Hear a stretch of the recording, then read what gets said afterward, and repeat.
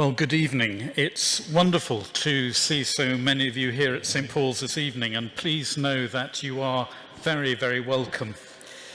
My name is Mark Oakley, and I'm the Chancellor here at the Cathedral. So now it gives me great pleasure to introduce our speakers to you. Marian Partington went through what must be the greatest loss most of us can imagine.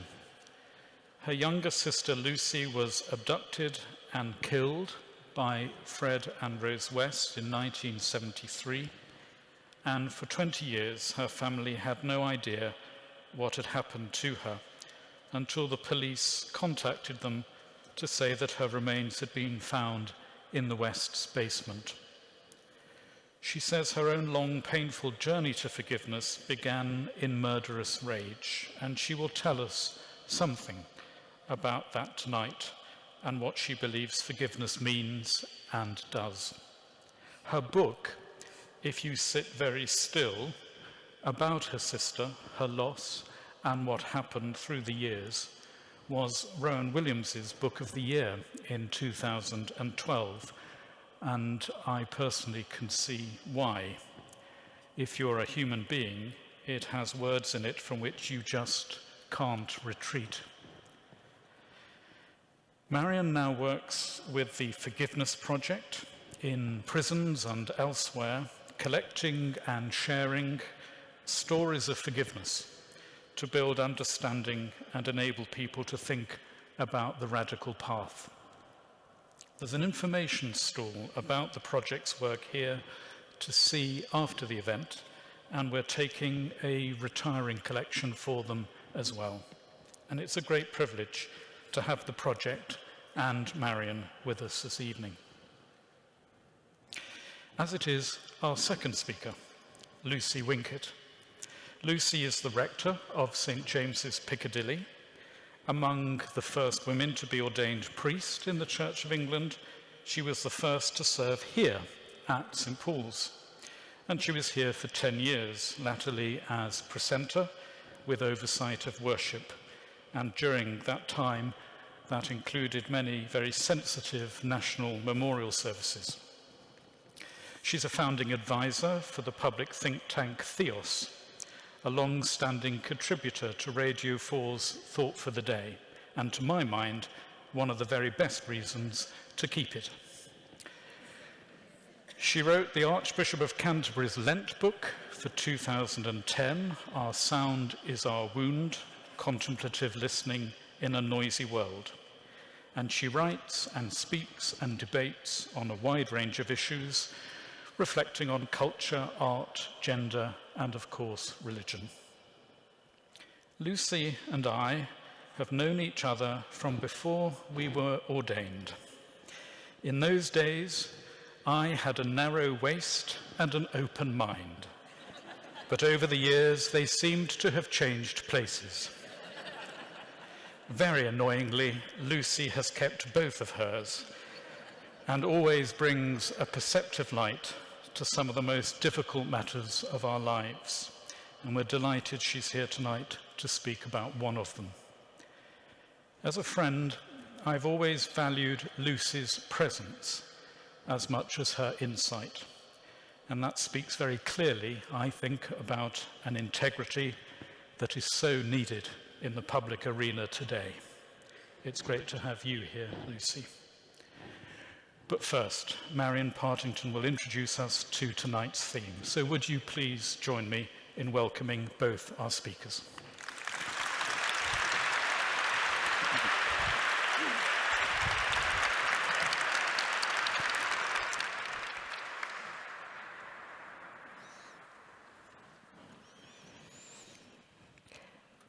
Forgiveness can be the most imaginative way of becoming free and offering freedom. It seems to involve giving up all hope of a better past. For me, freedom is ultimately a state of mind, a state of being, which allows us to be fully alive in the present moment, to be free to give and receive love, to be healed of all that keeps us from being naturally true, naturally compassionate and fulfilled. It can't be willed, but we can line ourselves up for it with intention and humility. And we have to face what's in the way. There is a Greek word, soteria, which means to have a big heart, to breathe deeply, to be free, to be in full health. It is the word that was used to mean salvation in the New Testament. How can we be saved from our deluded, destructive, frozen stories? How can we move from stories that harm towards stories that heal? Sometimes words die. For me, forgiveness and sin have been difficult words, let alone the word God. They had become encrusted, barnacled by eons of piety and had lost their original roots, their sense, their meaning. But part of my journey towards freedom has been to reclaim these words, to become less prejudiced towards them, to be able to say them and feel their meaning, to be moved by them, to know them within myself. Writing has become a way of allowing myself time to unthaw, to allow the right words to come, but also to accept that there were days when there were no words and the sky was dark.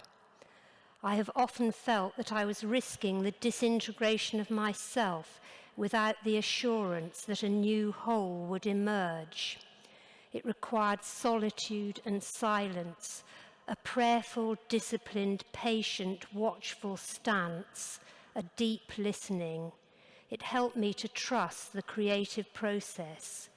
It has been thrilling to come to appreciate that the poetic is often vitally important in the language of restoration and forgiveness. There seems to be an intense need to get to the bare roots of words, to refine, to redefine the vocabulary of restoration. My sister Lucy wrote poetry, and prisoners have written poetry for the first time in response to our story. Poetry raises the register, speaks words of grace, and the word was made flesh. One of Canon David Self's definitions of sin, which resonates with me, is sin is a proud claim to be self-sufficient in life, claiming a total freedom for ourselves and the way we live. Yes, I have lived this selfish, hedonistic kind of freedom in my early adulthood and know the harm and destruction that it sows and reaps. I still live with the consequences, known and unknown.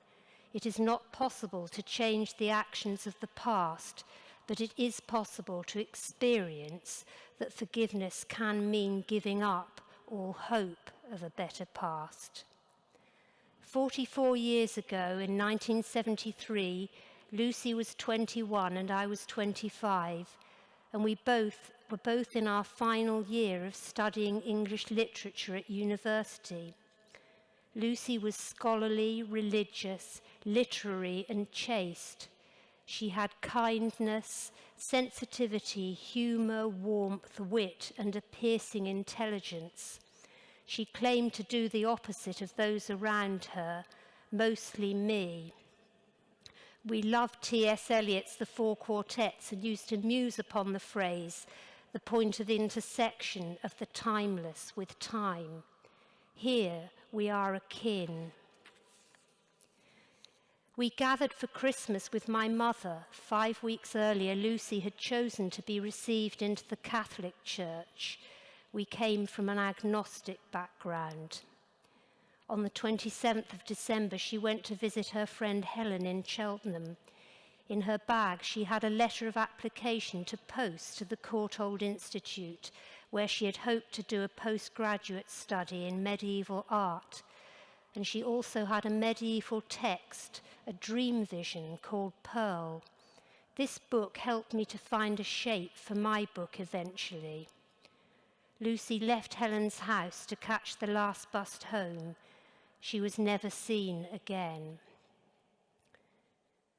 There began the excruciating long years of not knowing, the frozen silence where words could not be uttered. This is not to say that those years were devoid of love, joy, growth, and giving birth, but that there was a deep layer of unresolved, unspoken, unfelt pain for which there was no words. It had almost become taboo to talk about Lucy as the years went by. There was an increasing fear that we would all die and never know what had happened to her. A void, avoidance, a void dance, hopping on one leg. But in the year of Lucy's disappearance, I also received a glimpse of the shining silence. It came as a dream. In the dream, Lucy came back and I asked her where she had been. She replied, "I have been sitting in a water meadow." Then, with a smile, she said, "If you sit very still, you can hear the sun move." This image filled me with a profound feeling of peace, the kind that passeth understanding. It has remained deeply significant and real. In January 1994, I became a member of the Religious Society of Friends, a Quaker. Our worship is a silent waiting on God with occasional ministry. Around 1650, the founder, George Fox, exhorted, "Rend all veils and discern all deceit, that the pure may come to life." 5 weeks later, we began to hear news of bodies being dug up in the garden of 25 Cromwell Street, Gloucester. On March the 4th, Lucy's birthday, Fred West told the police that there were more bodies in the basement and that one of them was called Lucy. The shock, numbness, and denial began to invade. I lit a candle and prayed that something good could come out of this, something that we could learn from. I went outside into the dark and cried out, "Please don't let me have to go through this on my own." But Lucy did. I pray that she was in a state of grace. Could she pray? Survivor's guilt is dangerous. Lucy's new label as West victim didn't feel right.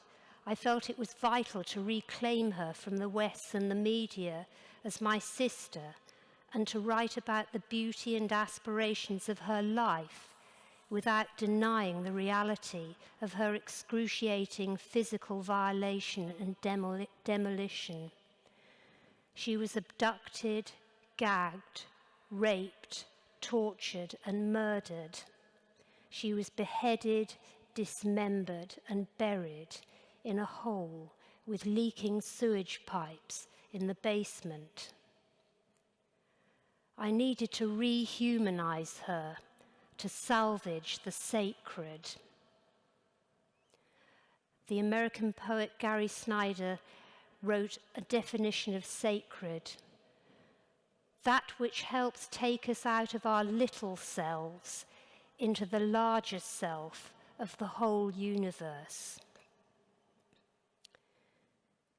Then I received the second dream. In the dream, the pathologist pointed to a pink sack in the corner.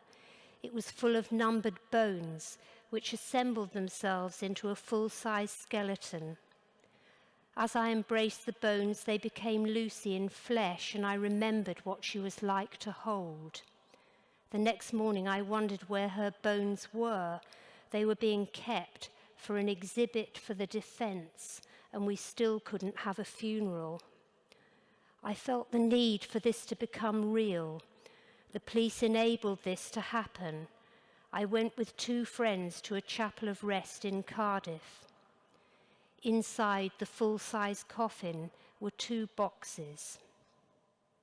As we drew nearer, I lifted the lid of the smaller box, and a feeling of strength came over me. I gasped at the beauty of her skull, which shone like burnished gold. I lifted it with great care and tenderness and kissed her brow.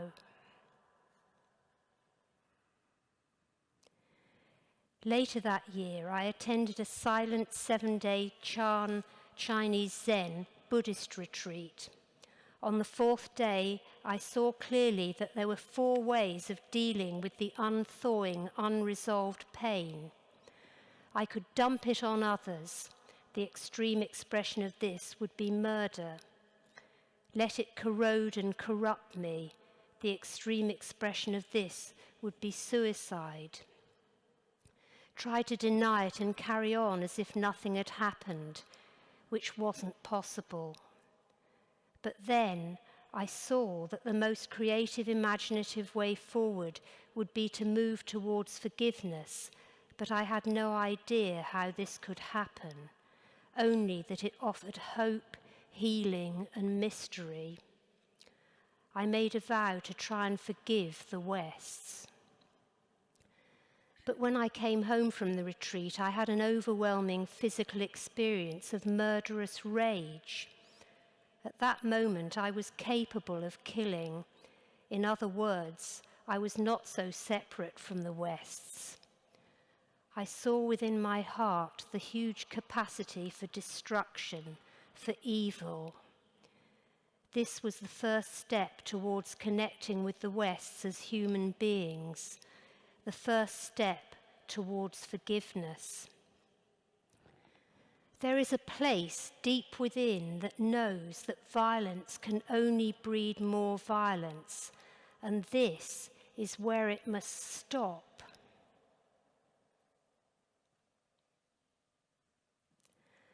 The rawness of the wound stripped away all that is unimportant. The deepest reality of what it means to be human was laid bare. In the shattering, I yearned for healing. I was alive in a way that I had never been alive before, alive to human possibilities, divine possibilities. It says, just wait, stay with the pain, let it burn you into a place of renewal. Stay true to what is actually happening, avoid nothing. That's where the teaching seems to be. I attended the committal trial for Rosemary West. It was hard to connect her with the endless graphic details of sexual depravities and brutality that were read out hour after hour for 5 days by a barrister. But when I heard her voice on the tape recordings during the police interviews, I began to get a picture of her. I tried to imagine growing up in an environment where fear and abuse were the main components. Her behaviour was bestial and brutal in its attempt to make her victims experience a feeling of extreme pain, humiliation, and impotence. I began to imagine that perhaps she had been subjected to these experiences in the past. There was one little glimmer of insight into her imagination that both touched my heart and disturbed me. It was her attempt to lure another victim, Alison Chambers, to come and live in Cromwell Street by promising her a life in the country at the weekends, on their farm, where she could be able to ride horses and write poetry. I began to sweat. This was Lucy's world. I learnt that they had been brutalised in their childhoods by sexual abuse, violence and neglect. I soon got the feeling that Rosemary's deviant ignorance sprang from the fact that she had rarely known beauty, truth or love. I began to understand her need to have absolute control, the deep violent rage of impotence and ignorance. This is not to forgive her actions, but to realize that when you are brutalized, you lose a sense of value, the beauty, the sacredness of the gift of your life. You become disconnected from the source of your being. I was learning how to find compassion for myself and to believe that others can forgive me. I was exploring my own rotting pile of mistakes and seeing that it was also my compost that had meaning, that it doesn't have to remain repulsive, something I can't acknowledge, something I want to edit out. It is actually part of who I have been, and I have to develop another relationship with it. I realized my own deep need for forgiveness and how that led me to moments of compassion for the Wests. In the year 2000, my inner journey led to a moment of authentic compassion for Rosemary West, again towards the end of a Chan retreat. I was struggling and despairing of ever being free. In an interview with Chan Master Sheng Yen, he said, softly, "Just know that your suffering is helping to relieve the suffering of others." I returned to my cushion to sitting very still. I thought of Rosemary West. Her moral lens was utterly distorted by years of sexual abuse by her brother and father. She had been abducted from a bus stop and raped when she was 15. She was 19 years old when she and Fred abducted Lucy from a bus stop. In my mind, I said, half-heartedly, "I hope that my pain might help you in some way." Then, the most profound realization of the depth and extent of her suffering that she has created for herself and so many others was revealed. In that moment, my heart was awakened. There was a felt, embodied saturation of comprehending. I saw the complex cage of her fear, rage, shame, guilt, and unresolved grief. Then there was the reality of being locked away until she dies, being hated and demonized by our society and by fellow prisoners, her family being wrecked and fragmented. There was a searing feeling of her isolation and shame. In that moment, my own deepest shame surfaced again and was faced. In that moment, my pain went away. The word forgiving became alive. Forgiving. Blame, "I am feeling this pain because of you," changed to freedom. My pain is suffered, allowed, for you, that you may be free of whatever caused you to harm in the first place.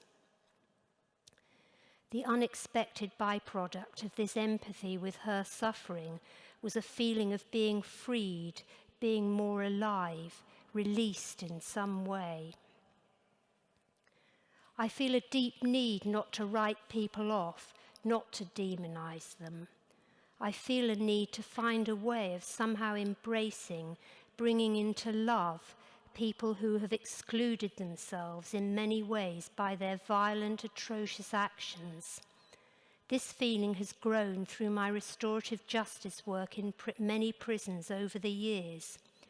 This work was unexpected. It was as if there was an outer shape for my inner experience.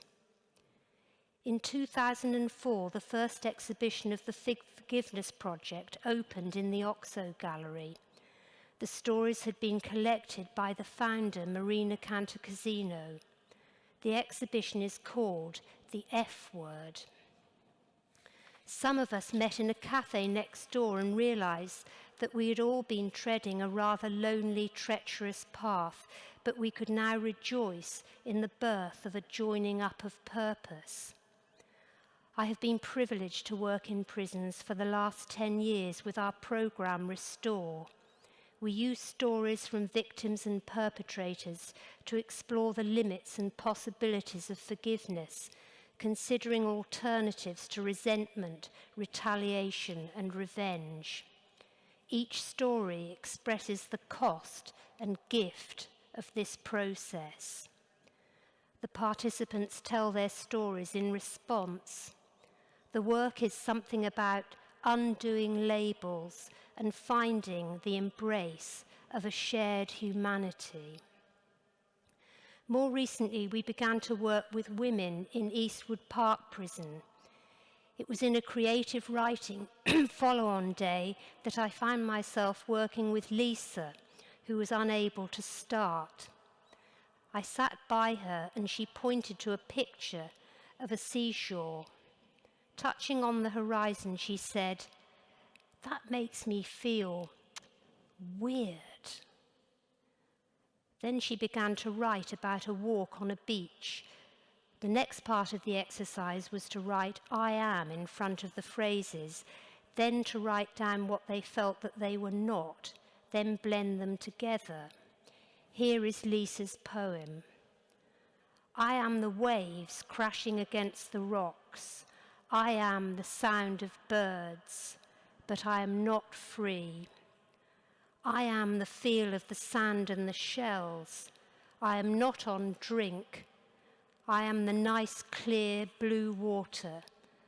I am not just a nasty person. I am the horizon.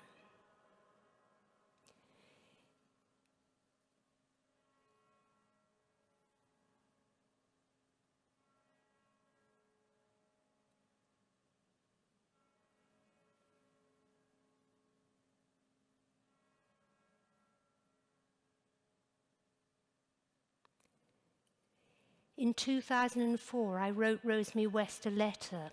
Here is an extract. Please know that I do not feel any hostility towards you, just a sadness, a deep sadness that all this happened. Our lives are connected. May you be less burdened by fear. I sent it 4 years later when I felt that I did not expect a reply. She did not reply, and it was requested that I made no further correspondence. Once in prison, a man was gazing at a little woven bag made for me by Lucy when she was 8 years old.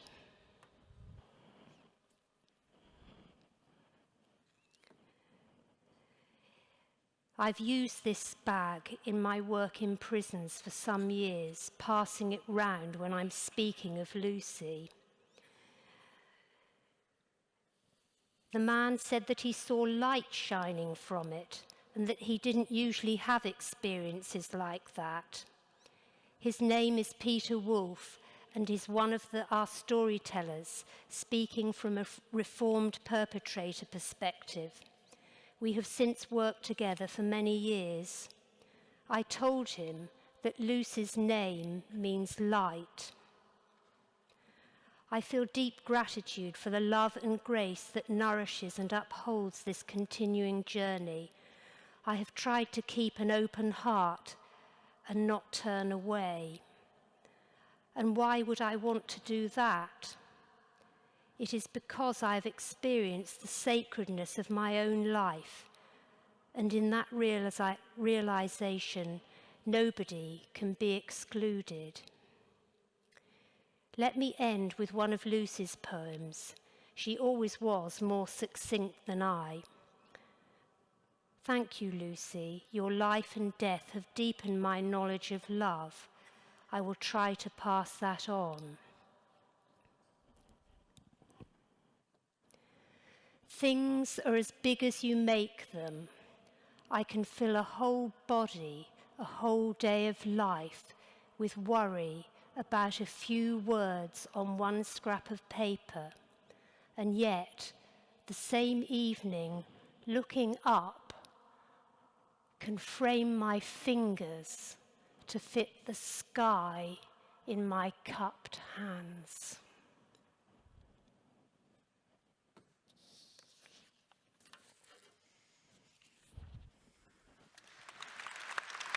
Thank you, Marion, very much indeed.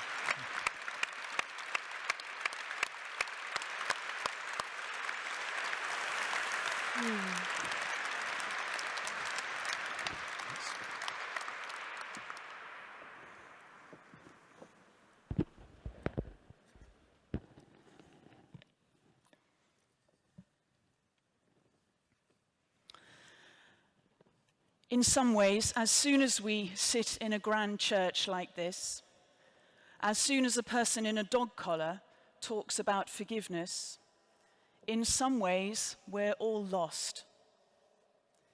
The operation of actual forgiveness is not best expressed in words declaimed from a pulpit, although that's usually the way we do hear about it.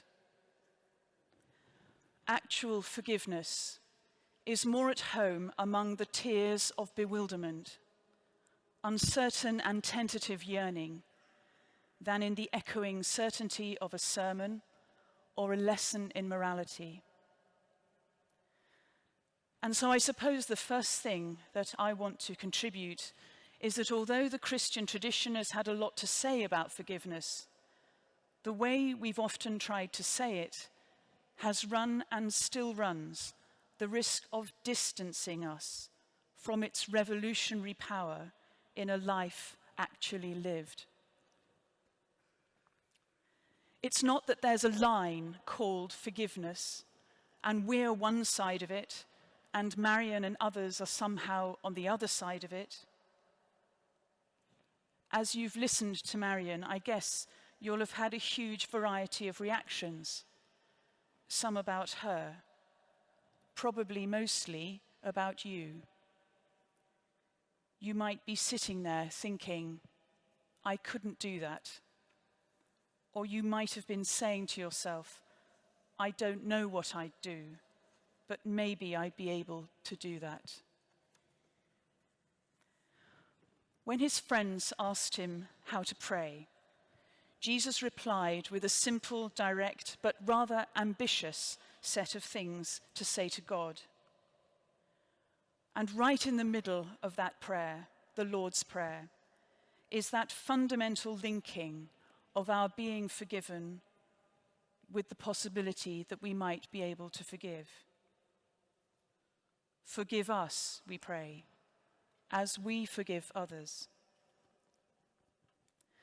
In my experience as a priest, forgiveness is a very complex dynamic that often causes people of faith a good deal of angst, a good deal of worry and guilt. Or, on the other hand, it seems like something that's just not relevant to a life lived where you're just getting on with things and doing your best. Forgiveness either seems impossibly tortuous or, on the other hand, kind of irrelevant. I see this at the baptism of a child. As part of the service, I will, on behalf of the church, ask the parents and godparents, do you repent of your sins? I often see people shuffling about a bit when it gets to that. Mostly not because they're feeling bad, but because they're really trying hard to think of something that they might be sorry for. Well, I could have been nicer to her or him, they think, but basically I'm living a good life, not hurting anyone. Or on the other hand, pastorally, I spend time with people who are racked with a sense of over-responsibility for everything. People can feel racked about the melting of the ice caps, the existence of nuclear weapons, a famine far away, or simply everything they have ever done. If only I were a different person, they say, this might not be happening. These two extremes seem to me to be common, either basically feeling we're doing all right, not really responsible for things that are wrong, or living with the assumption that basically we're responsible for everything that's going wrong. Both are forms of avoidance, as is the making of forgiveness into a moral code that's somewhere between impossibly generous and, on the other hand, even unattractively pious. Forgiveness can become, in the amplified voice of the church, something of a blunt instrument that pounds away at us, Sunday by Sunday, dulling our sensitivity to the fundamental repentance that we are called to, almost preventing us from hearing the truly revolutionary path to freedom that a lifelong commitment to forgiveness can represent. How often should I forgive? Asked Peter. As many as 77 times? 70 times 7. And this to the man who betrayed Jesus, denying him 3 times, leading to his execution. And then on the beach, Jesus asks him 3 times, "Do you love me?" reminding him by these 3 repeated questions of the worst thing he'd ever done. Going there, bringing it up again in order for the relationship to be restored. And so right at the beginning, I want to say that I don't think it's our job in the church to tell people to forgive. There is a timeliness about forgiveness, and for many, many people, it's not yet. It's not now. It can't be forced. And as far as possible, all the shoulds and oughts should themselves be banished from the conversation. And so I want to offer some reflections around 3 themes, borrowed from the American writer and adapted Anne Lamott. The past, the truth, and me. The past. How forgiveness works is inextricably caught with our attitude towards our past. It can be the distant past. I well remember when I was a priest on the staff here at St. Paul's, having a long conversation with an American tourist right here under the dome, just over there. He'd argued with his sister 40 years previously over their mother's will, and they hadn't spoken since. He was experiencing an unfocused yearning for reconciliation. He missed her, but was still angry with her, as he assumed she was with him, and he just didn't know where to start. It can also be the near past. Everything that Marion and I have said is already in the past. We can't change it. As soon as it's happened, it's already beyond our reach. And so just by speaking, I'm opening myself to my need for your forgiveness. The New Testament word in the Lord's Prayer, "forgive us as we forgive them," is the verb aphemi, which carries the meaning to release, to set aside, to let go. Another word is also used for forgiveness, charizomai. In Jesus' story about the creditor forgiving the debt of 2 debtors in Luke's Gospel, the creditor freely and without the debtors necessarily deserving it, forgives the debt.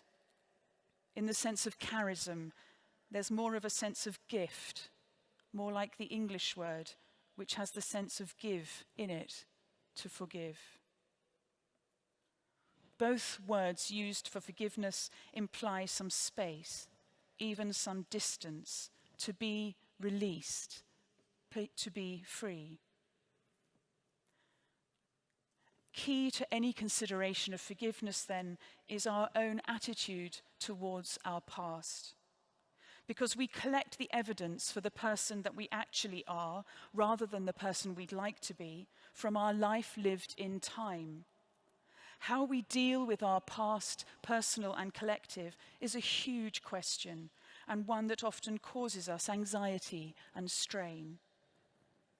Daring to contemplate our past is obviously essential work in the cycle of confession, repentance, restoration. We can't change the past we've lived, or within that, the wrong that we've done.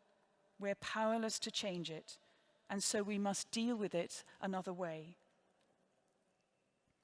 Without this fundamental recognition of our powerlessness to change the past, we can become caught in a pattern like the man at the pool at Bethesda in the 5th chapter of John's Gospel. You remember him, stuck in a cycle of repetitive, futile attempts to move while blaming everyone else for not releasing him. Like the person in John's Gospel story, this can last for 38 years, or to coin a phrase, 30 times 38. The The Croatian theologian Miroslav Volf thinks we live today in what he calls a graceless age. And he puts it simply, we can only do new deeds, not undo the old ones. This is a hard truth to accept. In talking too about our past, there's a question about remembering and forgetting. One of the operations of grief is a learned forgetfulness. And it seems to me that we re-narrate the past many times. We tell ourselves the story of how it ended or what I did. And in the telling, it changes subtly each time.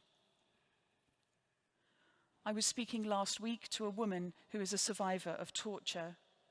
She said that she'd got to the point where she felt she could forgive, that is, in her own mind, release the person who had had such a hold over her, but she couldn't forget. Perhaps the operation of forgiveness is both to remember and release. And in this remembering and releasing, perhaps for our own sake, sometimes learn to forget. Which brings me to my second set of reflections about the truth. As well as acknowledging our powerlessness about changing the past, forgiveness asks us that we somehow tell the truth to ourselves. And if we're people of faith, we want to find a way to tell the truth to God. The topic of one of Jesus' last conversations was truth, with Pilate, the Roman governor who had the power to put him to death. When the stakes were at their highest, Pilate's question was, what is truth? And as a way into this, I want to talk about our identity. Am I a victim or a perpetrator? Christian faith will want to hold out the possibility of redemption, and for this to work, our identities remain, to use a word that's particularly current at the moment, fluid. Even if something catastrophic has happened in our lives, if we have done something hugely damaging to someone else, or if we have had something done to us, the way we narrate our past can sometimes cast us either as victim or perpetrator and lock us there. This is particularly true in the criminal justice system and in prison. But actually, I want to offer these reflections on this for those of us who are not engaged in that system, those of us living in the world out here. The philosopher Gillian Rose reflected deeply on these characterizations of ourselves as either permanent perpetrator or permanent victim. She reflected on what she called the unmendedness of the world. She challenged her readers to resist the easy characterization of ourselves as somehow neutral observers of a horrible historical evil, for her, the Holocaust. This is, she argued, to rescue ourselves. What Gillian Rose says to 21st century Europeans is bracing. She argues that it's easy to develop a solidarity between those who think that deep down they're innocent of the world's wrongs. She argues not for a solidarity of the falsely innocent, but what's called by one of her interpreters the solidarity of the shaken. A solidarity that comes from our acute awareness of the suffering in the world. Her writing has much to say to us about truth. She said that she was trying to find a way of building solidarity and community that's free from what she calls propaganda. The only way to avoid propaganda is honest prayer, she says, in which we're confronted with another reality, a depth of reality that remains, despite our attempts to domesticate it, strange to us. It's only this kind of religion, she says, that can ultimately dissolve the towering totalitarian certainties of fascism. Our faith is partly there to shake us out of our delusions of uninvolved innocence. This past Sunday, 2 days ago, we held at St James's, as we do every year, London's service for the charity Road Peace, commemorating all the people who have been killed on London's roads in the past year. Borough mayors attend, representatives of the emergency services, the police choir sings. Ministers of the Crown come and speak about policy, and campaigners come to ensure that the language is right. Not road traffic accidents, many of them are not accidents, but road traffic collisions or crashes.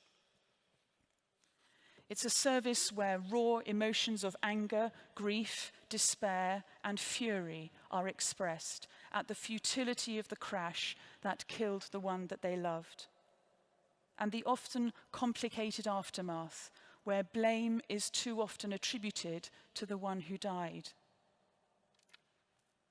This year's congregation was newly raw with grief.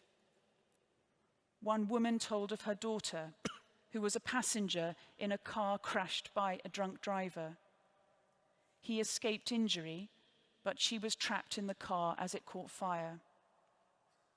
When she was told by the police of her daughter's death, she asked immediately if she should go with them to identify her body. "There is no body," replied the police officer. All of us who heard her story were immensely moved by her courage and the courage of the people who come to that service. I also wonder, though, about another circle of people who are not there, but whose lives are intimately bound by the events brought before God that day.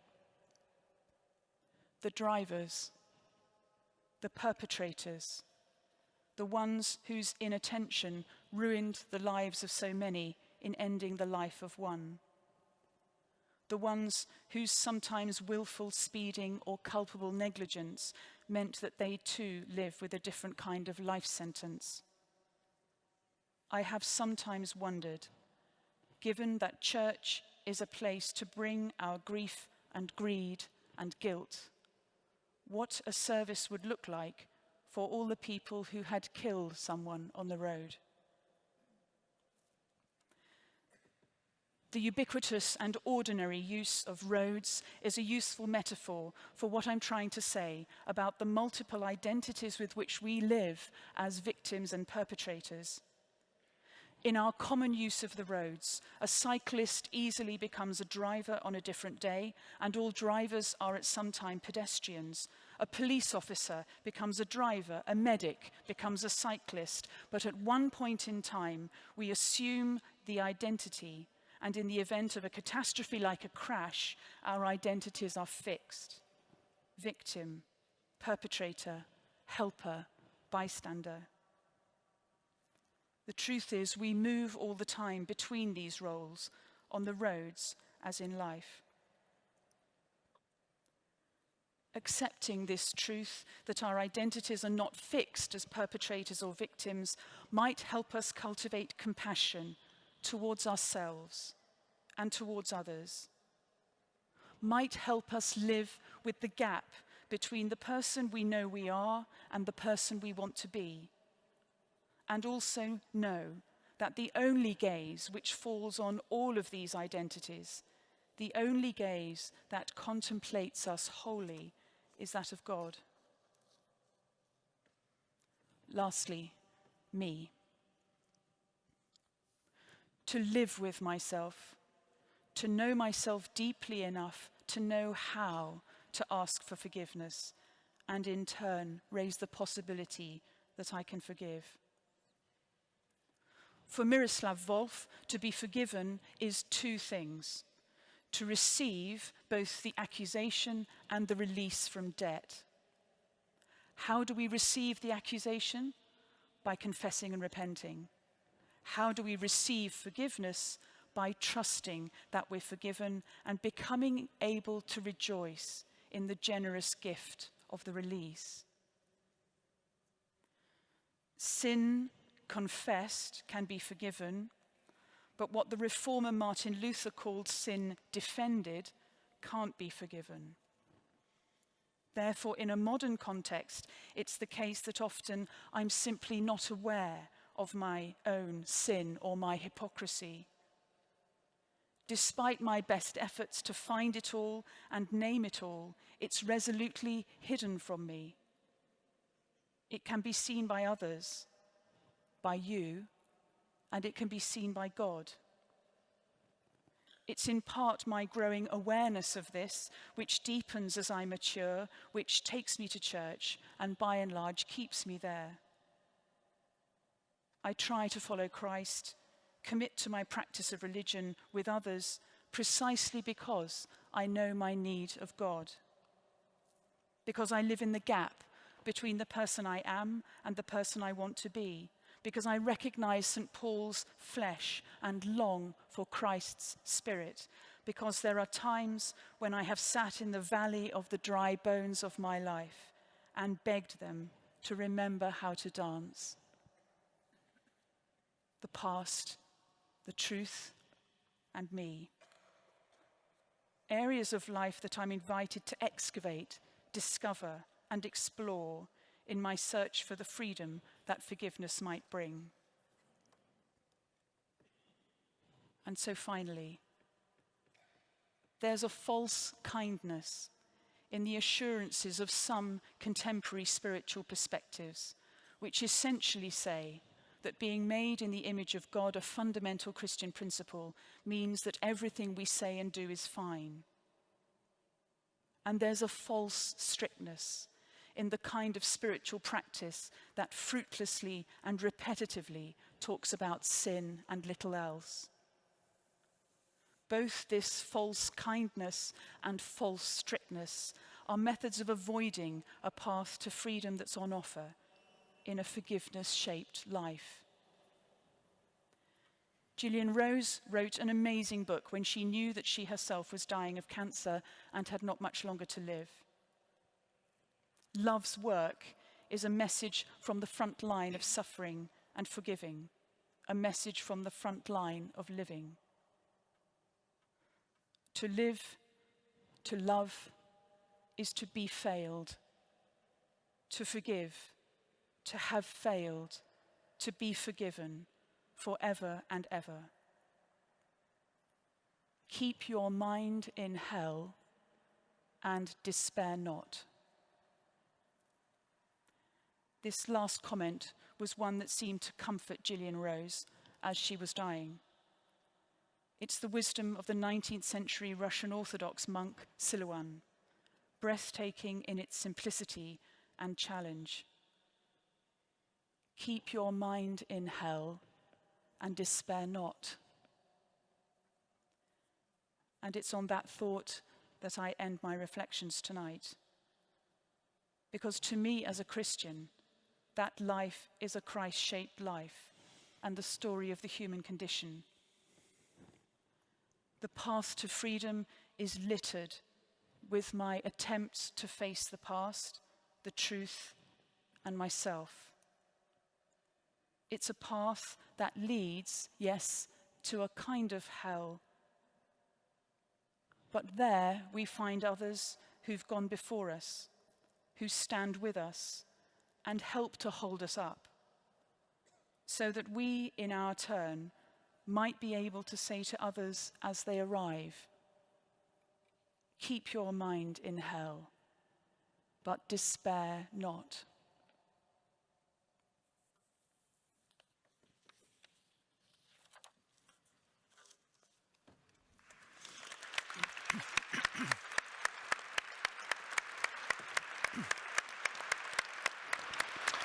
Thank you.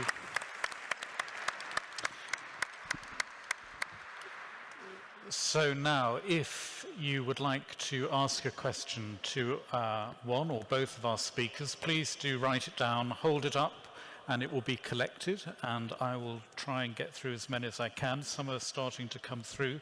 Thank you. I'll just start with a couple. Marion, when I was reading your book, I was very conscious that forgiveness there is very much a direction rather than a destination, that it's a process, and you took steps forward and then you felt you were going back. And I just wondered whether when you're thinking through that direction of forgiveness, whether you think you forgive what happened to you or forgive what happened to Lucy.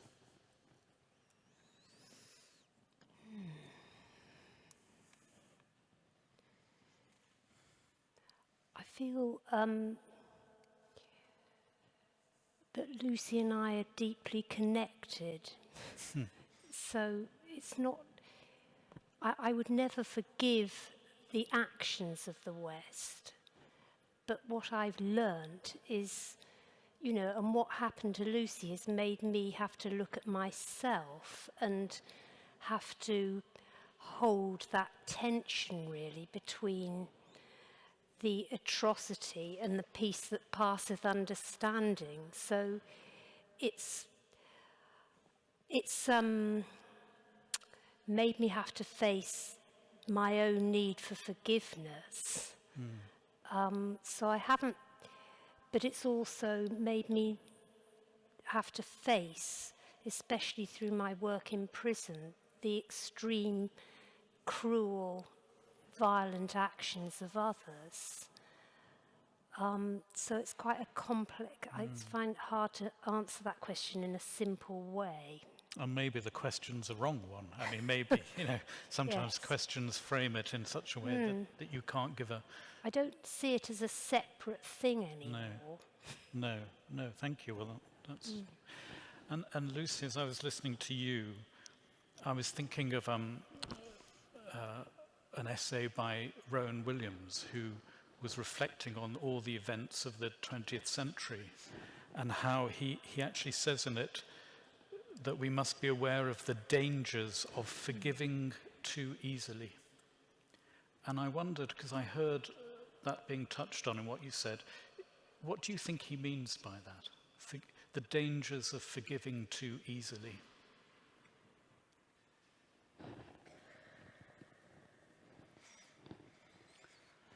I think, I started really by saying that I think the church has got a lot to answer for in how we think about forgiveness. And I suppose how I would interpret not forgiving too easily is that first part of the quotation I ended with, keep your mind in hell and despair not. So that, and in the Christian tradition, that's expressed by the story of Holy Week, where Jesus harrows hell. It's not a kind of, the crucifixion comes before the resurrection. So to go too quickly to what you imagine is what you should be feeling, which is, I guess, a forgiving of a person who's wronged you, or a resolution. To go too quickly to that resolution means that you're avoiding hell. You're not keeping your mind in hell. And to face that honestly is, I guess, it's almost impossible.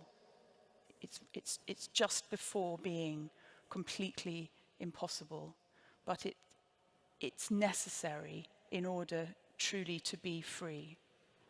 Freedom, it's a kind of, Julian Rose was saying, a false delusion of innocence. It's a false freedom if that hasn't been faced.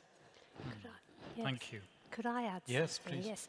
I feel that this whole business of premature forgiveness is something that I've really looked at quite a bit. And after I'd made that vow to forgive the West and experienced the murderous rage, I then felt this feeling of contempt which came when I remembered my mother standing by Lucy's grave and all of us gathered there, and I just realised that I was nowhere near, even in that moment, wanting to go in that direction, because I realised that we all had to find a way of grieving and expressing the depth of this loss, and in a way finding compassion for ourselves, kindness for ourselves, before we could ever think of doing it for anyone else, let alone the West.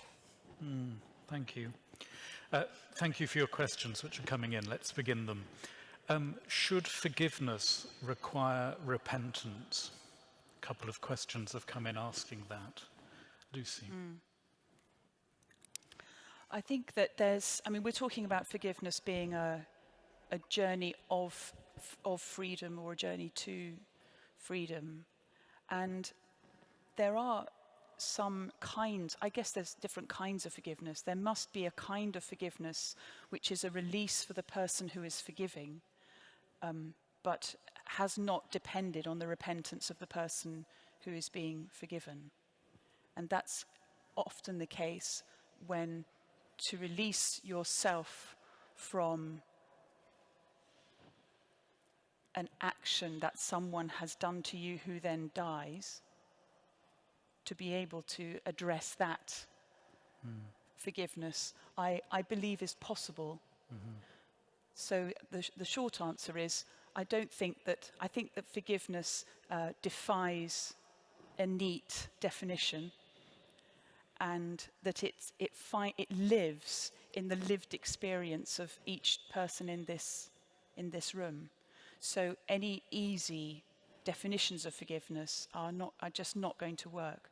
So the answer would be yes. When you go to a service, it suggests that God won't forgive you unless you say, I'm sorry. And yet in the human world, we're saying it might not be quite like that. I think, the language I would much rather use is take all the shoulds and oughts away, and that it's an irresistible invitation. It's an invitation to repent. And confession, I'm sure you hear confessions, and confession sometimes is, it's described as a joyful sacrament. I think people who don't take part in confession think that it's probably really difficult and it is, of course, difficult and heavy sometimes, but quite often there's laughter in confession, because there is a joy in the release of actually saying it as it is and facing yourself as you are. And of course, some of the annoying things about Jesus' stories around it are that people often don't say sorry, like the prodigal son. It's already in place. And anything you would like to add on whether people need to repent if they can be forgiven? Well, in my experience, that hasn't been the case. No. So I think Desmond Tutu said that there is a certain amount of self-interest in forgiveness, in the sense, and I certainly feel that that's sort of what has driven me in a way. It's this desire not to have my own life corrupted by what's happened, so that I can live a full life and not become stuck in a place of bitterness, hatred or revenge. It's been very much about needing to be alive in a creative, loving way, and that isn't dependent upon repentance. I'm just going to add two questions here so that we get through as many as we can. Is forgiveness always personal? Is forgiveness ever collective? And maybe connected to this, should the people of Zimbabwe forgive Mugabe? Has come in there, which is a little bit collective. And does forgiveness mean you don't have bad feelings about the person? Can we look to Lucy for the collective? I can't speak for the people of Zimbabwe, but I think that there is there's a personal experience here which changed my mind about this issue, collective apology. There were two things that happened. It was I watched on television when David Cameron stood in the Commons, and after the Bloody Sunday inquiry had reported, and it had taken such a long time to report, and he apologised on behalf of the government for that event.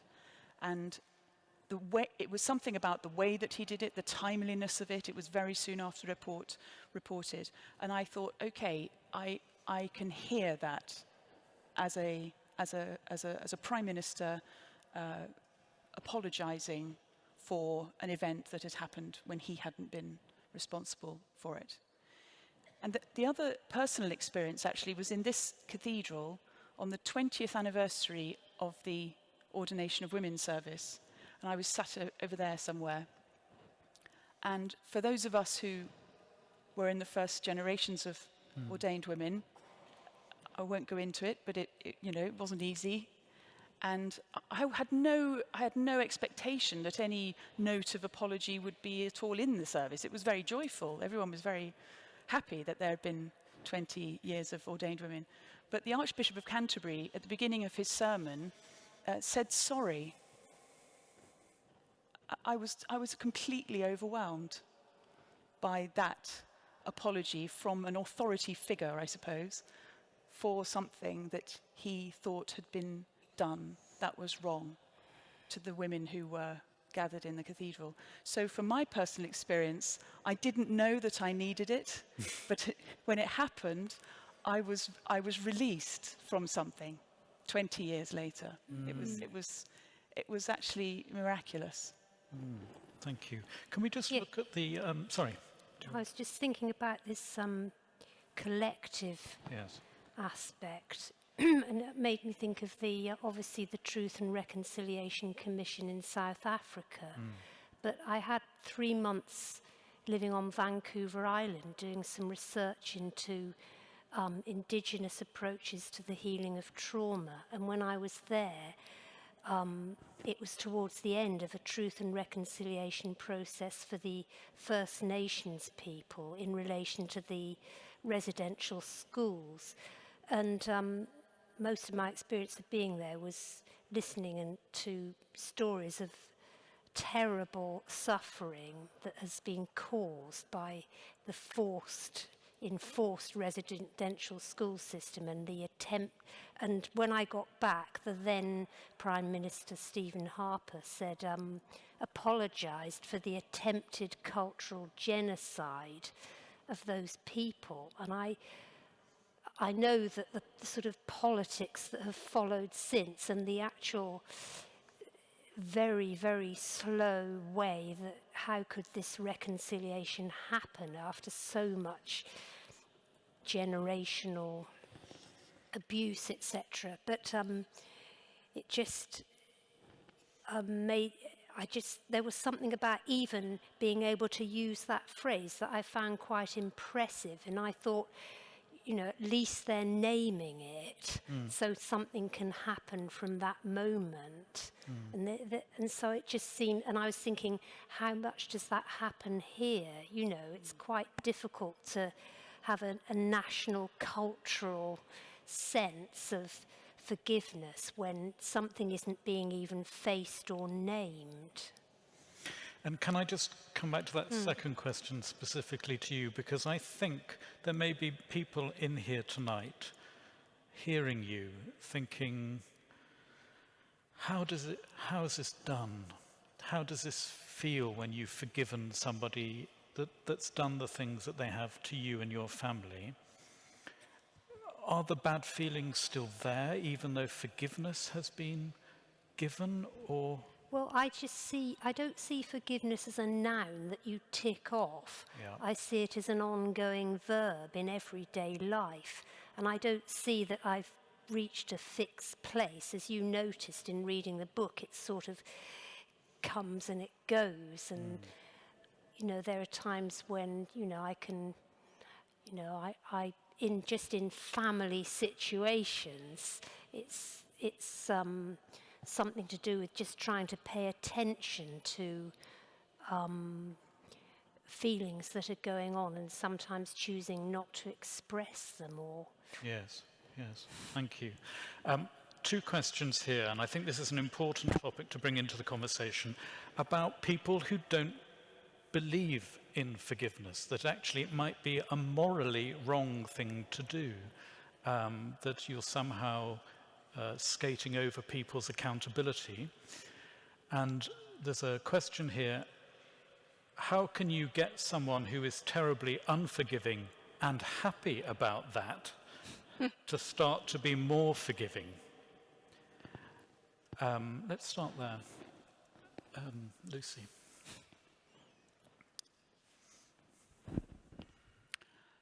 I don't think you can.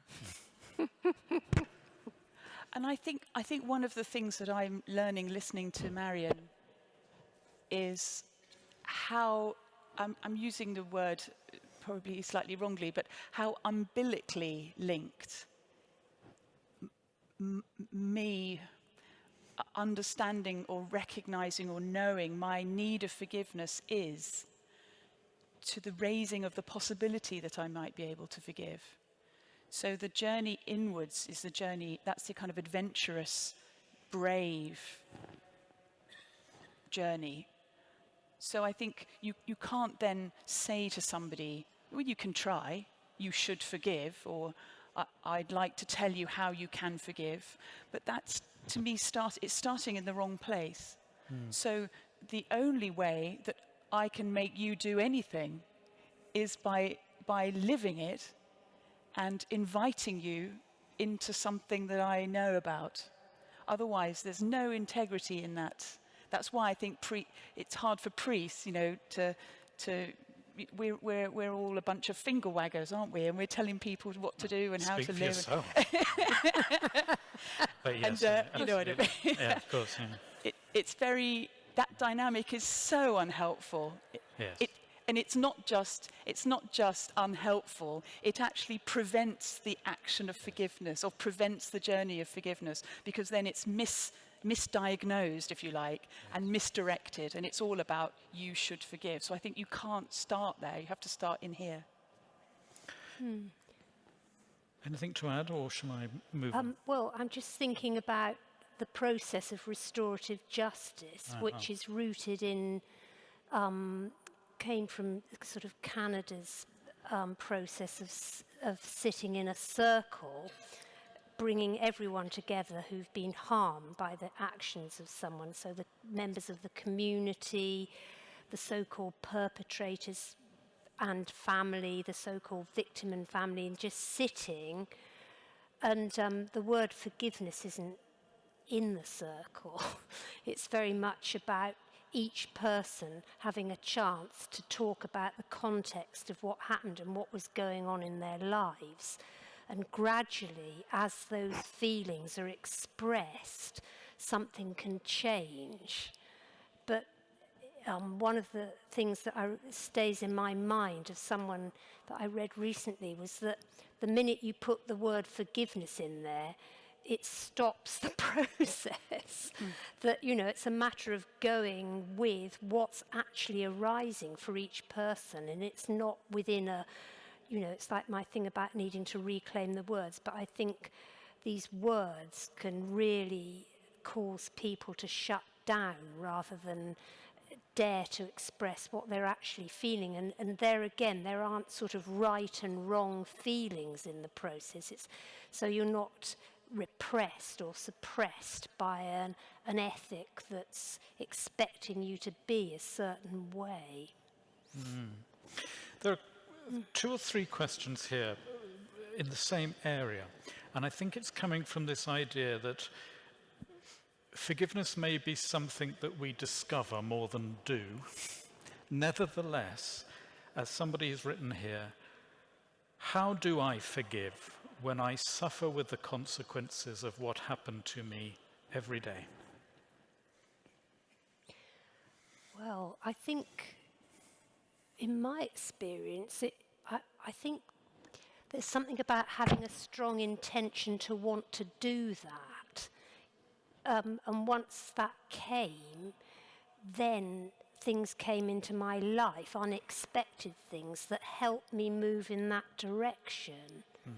So I think just if that person really wants to forgive, are, whether they're ready or not, if they have a sense that that's the best way to go, just to actually really, if they have a faith, to pray about it. If they haven't, just to really focus and, maybe write down, this is what I would like to do. This is how I would like to proceed, and begin to trust what actually comes up emotionally or somebody coming into your life. I mean, that's how it worked for me. I had no idea how it could happen, but it's led to this moment of being here with all of you. So it's quite, to me, it's very mysterious, but it seems that having an intention to want to do it does somehow open up what I would call grace. And somebody else in a very similar vein has said, I understand the need for forgiveness intellectually, but I just have practical difficulty and resistance. Are there any daily steps that will help? How do you do it? Do I do it? I mean, yeah. I think that there is so much in ordinary life that tries to shut, I'm not going to use the right words, tries to shut our hearts, if I can put it like that, because we often need protection. Sometimes it's the right thing to do to shut ourselves, because we need protection from the harm, either of our past or of the present. But I think in the shaping of a forgiving life, maybe, we are living that right now. In this moment, we have some choice is quite a hard word, but we have some choices about the deeds that we do from today, or the ways that we act from today. We don't have any choices about what happened 5 minutes ago, but we have them from now. So for me, I pray, because it's part of just my spiritual practice, but almost the only prayer is to, prise my heart open. God, please, can I help me keep it open? Because there's so much that is trying to persuade us to shut it down. And so for me, that would be true for the operation of love, of forgiveness, and all of those, words that echo around churches like this. But I also think that forgiveness is not what we think it is. Whenever I think I know what forgiveness is, it moves. I think it's elusive and mysterious, highly creative, imaginative, and we don't really have words to put around it to say what it is. And I also think that quite a lot of the time we can't. And when we can, we can. And until we can, we can't. And it's being gentle with ourselves about that bit before we can. And Oscar Wilde, of course, once said, always forgive your enemies, nothing annoys them more. What about those like Martha Nussbaum, the philosopher, who actually says you must get rid of anger and forgiveness, because both are actually still in control mode. They're not about love. Because to say, I forgive you, it means that you've got the control button. And love is not about that. What do you say to people like her? I think it depends on where you start from as to whether you think that's a good idea or not. And my sense is that that's not a very good idea for people who are powerless to start with. So I think, a lot of theology is done from the top down. So it's all about giving up agency, giving up autonomy, that love is giving yourself away. That's all good stuff. But if you've started from the edge and you've started from a place where you didn't have any agency, or your agency was removed from you, then your path to salvation is entirely different. It's about not being immediate. It's the easy forgiveness, not going straight for forgiveness, not going straight for humility. It's a redeemed humility. And for women, I think women do understand that in a very particular way. One of the ways to illustrate that is Jesus put a towel around his waist and washed the feet of his disciples. That's the kind of picture of love and servanthood. And I think for women and for many others who find themselves on the edges and on the margins of a power dynamic, we have to learn to stand first before we kneel. So our humility is a redeemed humility. It's not humility that's too easy. And so I think that the path of forgiveness and the path of love is rocky. And if you start from the edge, then, you know, Jesus called the woman from the edge to come and stand in the center before she continued with the rest of her life. So the path is different, and it depends entirely where you start from. So for people without agency, I don't agree with the philosopher that you've just quoted. Martha. Time is nearly over, and there is a question here that's specifically for you, if I may ask it.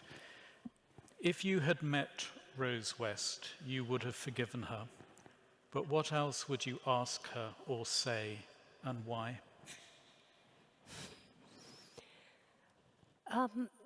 If that occasion arose as a possibility, I wouldn't know until I got there.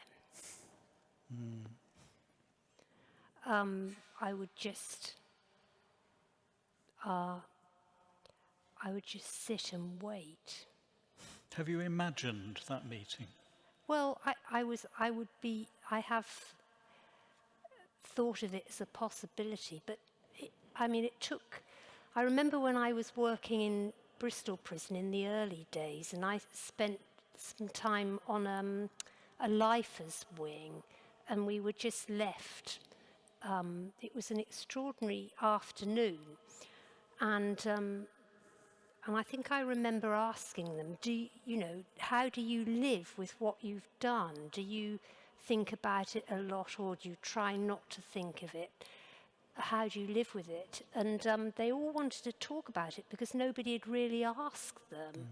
I mean, they have psychologists, but they'd insisted they didn't want psychology in there because they always thought that, things that they said could be taken against them. So it was an amazing opportunity. And I remember one man saying, yes, we think about it all the time, but we never talk to each other about it.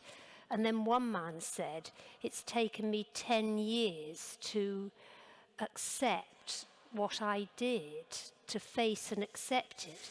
And I'd had this experience just before we found out what happened to Lucy. I remember driving to my mother's house and thinking, what would it feel like to know what had happened to Lucy? What if this really is something about that?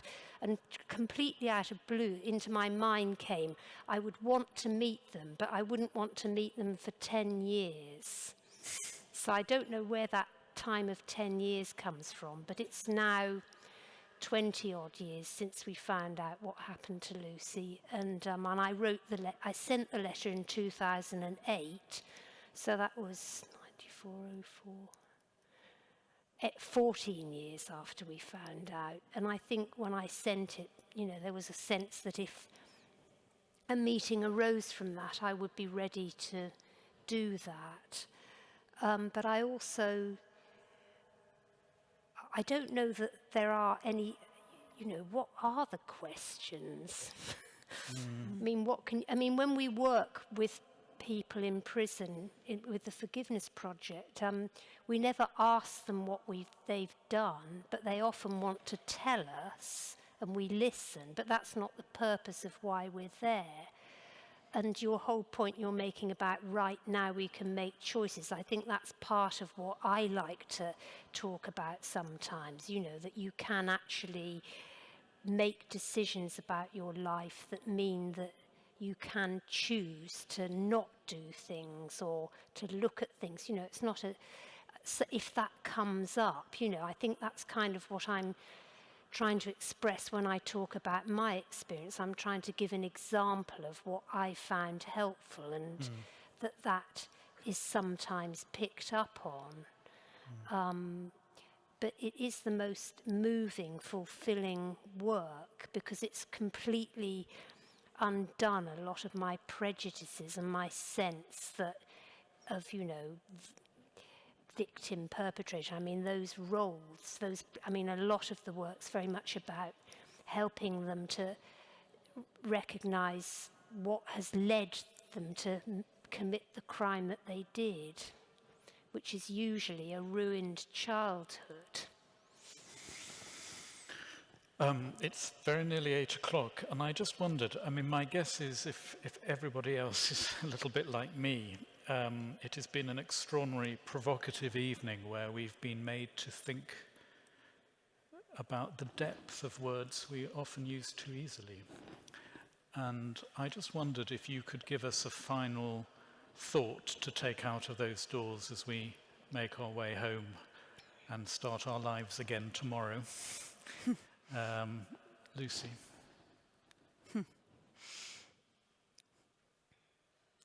I think I would say try not to be afraid, because I think that the single most powerful mechanism of us not being able to live with ourselves or face our past or tell the truth to ourselves about ourselves or to God is because we're afraid. So to try not to be afraid and to try to increase our trust. Marion. Oh, I was going to say trust. Oh.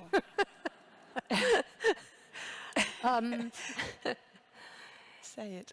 Yes, I think that dare to trust. If there's something that you really want to forgive, really focus on the intention of that and dare to start trusting and listening and feeling what arises within you and what comes into your life. Thank you. You mentioned the Lord's Prayer. Of course, Christians ask that we forgive as we are forgiven every day. What I'm always struck about is immediately after that, there's talk about bread for the morrow, as if the two might be connected. And that actually, one of the few things we know about forgiveness is that it stops the eternal echo of the bad things that have been done. It stops what Hannah Arendt called the irreversible flow of history. And maybe in that prayer, placing talk of forgiveness next to talk of tomorrow and of bread that feeds us is more intentional than we might first think. I'm struck also from the conversation here that we've had this evening and from your contributions and your honesty, that when I was reading a little bit around forgiveness, I came across a very simple comment by Anita Roddick, founded the Body Shop. And she just said that she had discovered in her own life that forgiveness is as mysterious as love. And if that's the case, I just wonder whether that maybe says something very, very important. And I want to thank you both very much for all that you brought here this evening, both of you. I know everybody out there is thinking what I'm thinking in here is that we've been in the presence of two very remarkable people. And from all of us, thank you so much.